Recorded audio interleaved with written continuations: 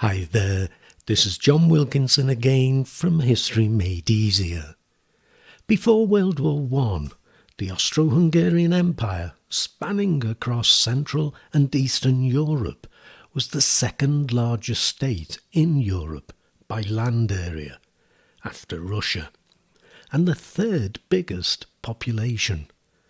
It was in fact a multinational empire with 10 significant racial groups, apart from the German population, and with at least 15 different languages in common use. So it was huge. Now we must be clear that by the time the delegates gathered in Paris, the Austro-Hungarian Empire had already broken up. In October 1918, the Hungarian Parliament voted to terminate the constitutional union with Austria. In Prague, the Czechoslovak state was proclaimed, while Croats in Zagreb declared the independence of South Slavic lands. Still, the treaties of Saint-Germain that dealt with Austria and Trianon that dealt with Hungary went a long way in shaping the new map of post-war Europe. Czechoslovakia was formally created by combining the former Austrian lands of Bohemia, Moravia and Silesia with Slovakia and Ruthenia. The Kingdom of Serbs, Croats and Slovenes, which later became Yugoslavia, was created by joining Slovenia, Croatia and Bosnia-Herzegovina with Serbia, while Poland and the short-lived Ukrainian People's Republic, created after the collapse of the Russian Empire, each gained parts of Galicia. Italy gained South Tyrol, Trentino, Trieste and Istria, as well as several Dalmatian islands. And Romania expanded greatly by taking Transylvania and Bukovina from Hungary. In total, the empire lost roughly 3/4 of its pre-war territory and 2/3 of its population. But it should also be noted that the breakup of the empire made it harder for the new countries to trade with each other, because whereas as an empire they had previously benefited from a single market, they were now in competition with each other. So, no longer would Austria be a major power. Indeed, whereas Austria had been at the centre of one of Europe's great empires with a population of 43 million, it was now a small nation surrounded by countries that bore more than a little resentment towards it.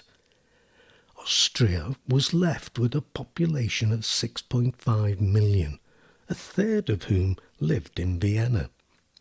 Austria's economy was severely weakened, particularly as its main industrial region was ceded to Czechoslovakia, and the treaty had left it unable to even feed itself, for whilst it had lost its vast agricultural lands, it no longer had the industrial base to pay for food imports. Austria also lost all access to the sea, which is important for trade. Still, it was forced to pay reparations, though such was the state of its economy, it never in fact did.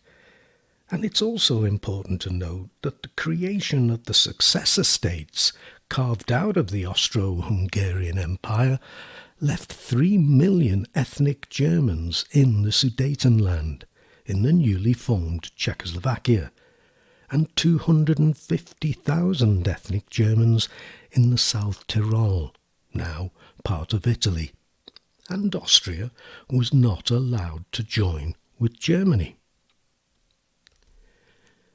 Hungary too was a nation left struggling to function, having, as we've noted, lost considerable territory from the part of the empire it had administered, with its population down to 7.6 million after the treaty, leaving 3 million Hungarians or Hungars as minorities in other countries.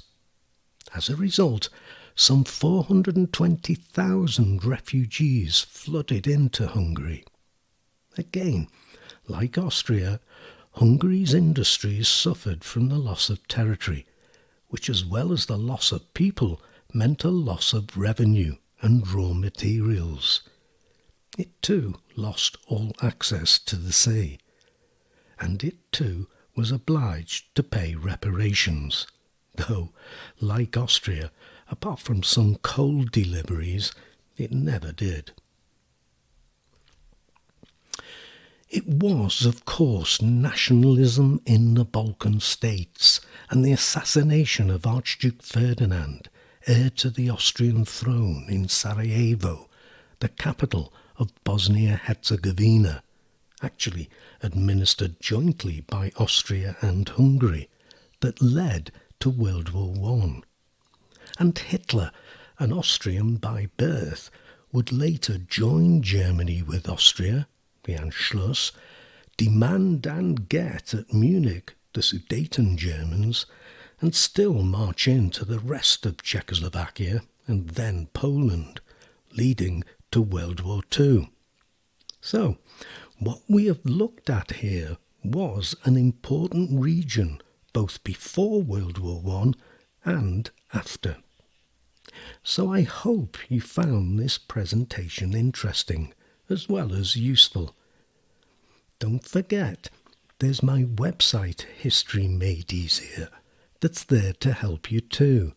Check it out if you haven't already done so. But for now, let me thank you for listening and wish you the very best of luck with your studies. Cheers.